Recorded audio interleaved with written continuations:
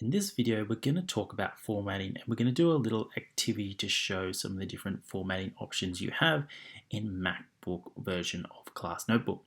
So when I talk about formatting up here in the home section, if you expand that, I'm talking about these options here where we have the different fonts, the size of the font, bold, italics, underline, and strike through.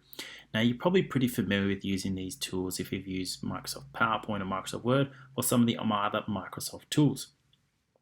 So what we're going to do is this activity where we're going to change this text here to match the criteria over here on the right. So you can see I've got the text Bradley Hands ITC, but that's currently not the correct font for Bradley Hands ITC.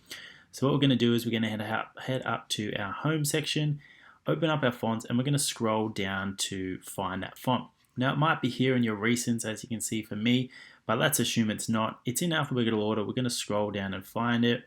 Starting with B, it shouldn't take us too long, and there's Bradley Hand ITC. And you can see that has now changed. Now a bit of a time saver, while that's already highlighted, what we need to do is change it to the correct size.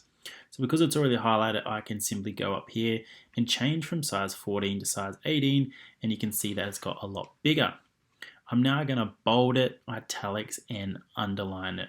Now the quickest way over here is to simply hit the bold button. You can see that's now filled in to show that the bold is present. So any text I type from now on is going to be in bold, italics, and underline. Now it doesn't want us to use the strike button, so we're not going to do that.